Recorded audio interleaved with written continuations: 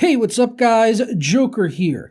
Today I have to make a quick video to sort of clear my name from an issue that has cropped up in the past few days because of a comment that I made on a video about Red Dead Redemption 2 and a particularly annoying NPC in that game, which just so happens to be a feminist. And there was a YouTuber by the name of Shirako. He had posted up this video where he beats the feminist to death in the game.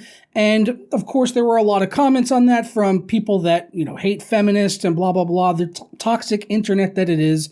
Just making a whole lot of heinous comments about that, which I have somehow been bundled into, even though I didn't care whether or not this character was a feminist in any way whatsoever. And this has been covered on numerous websites. But the first one was Motherboard, which is a subsidiary of Vice. It's basically their technology division. And Vice, in case you haven't heard of them, they have their own channel called Viceland. They have a YouTube channel where they do documentaries and things. They're a magazine, their website. They've even got their own show on HBO. So they're a pretty huge media outlet, and Motherboard just is their technology section of Vice. And since then, it's been picked up and written on other websites like Heavy.com, Huffington Post, comicbook.com. So, and that's, just a few to name, but there's definitely been at least a dozen or more websites that have been covering this story about the Red Dead Redemption 2 players that are excited to attack and kill feminists in the game, which in and of itself is true. There were a lot of people in the comments that, made it clear that they were very happy to see a feminist getting beaten to death in this game. And the YouTuber even followed it up by feeding it to an alligator. And it actually got so bad that his channel was completely deleted yesterday morning. Thankfully, since then, it has come back online. And this, that could have been really bad if they left it deleted, because this is not some small channel. This guy has just over 500,000 subscribers, and they just deleted his channel. Thankfully, another YouTuber, you may have heard of, Keemstar, someone that I don't really agree with very often. His views and the kind of things he says and the whole drama alert thing, really not my cup of tea. But he actually put out a tweet to YouTube about what was happening with Shirako's channel after it had been taken down. And in this instance, I actually fully agree with what he had to say in that video. YouTube, we cannot take this stance. We can't.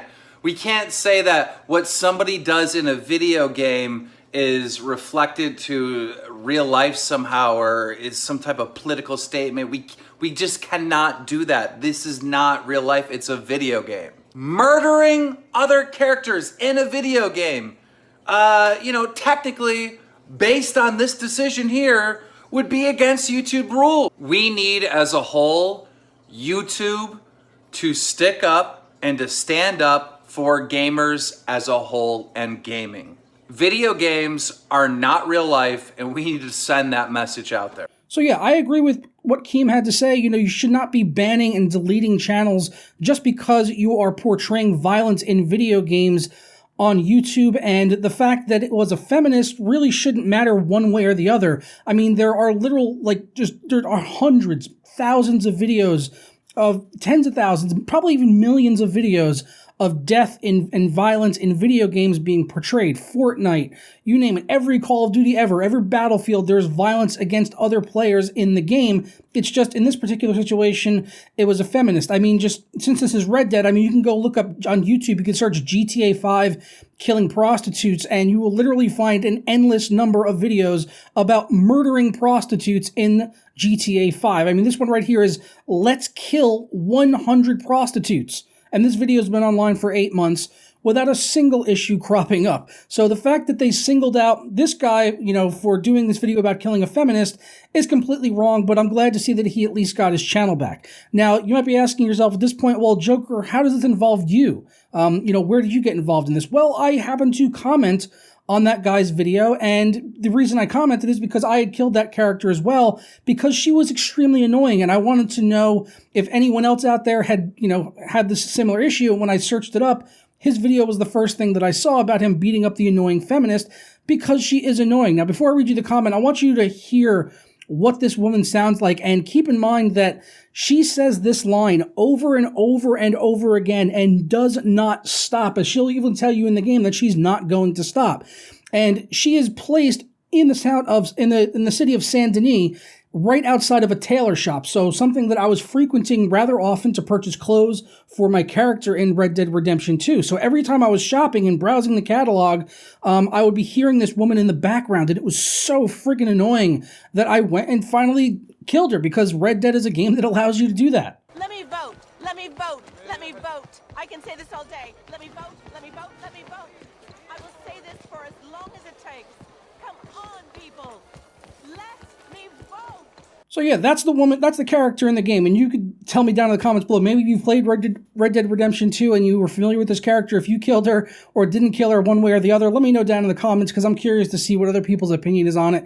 But just imagine that woman screeching in the background the entire time you're trying to shop, every time you visit this one particular store in the game. It's extremely annoying. The fact that she was a feminist didn't enter my mind as for a second as to the reason why I wanted to kill her, but that doesn't stop places like Vice and Motherboard for bundling me in with a whole bunch of other people that are making really nasty comments about the murder of this character. So the part of this article where they mention me is that they basically quote what I said in my comment, and I said, "I killed that lady too." User Joker Productions, a channel with over 120,000 subscribers, wrote. They're really emphasizing that to kind of, give it credence and everything like that, which I have a feeling if I didn't have the size of a channel that I do, they probably wouldn't even have mentioned me in this article whatsoever, even though I had one of the highest voted comments on the video. I think it has like close to 1,000 upvotes at the time that I'm recording this. After I said, "I killed that lady too," I said, every time I went to the tailor right there, I had to listen to her yapping. Got fed up, so I took her to lunch, except the only thing served was buckshot, which, is an off-color comment, but I was doing it to be funny. It's something you do in the comment section on YouTube. Sometimes you try to get a laugh, maybe you're trying to get upvotes, whatever. It was just a silly comment that I made, didn't think about it, and then 2-3 days later, here it is featured on like half a dozen or more websites. Keemstar's talking about it.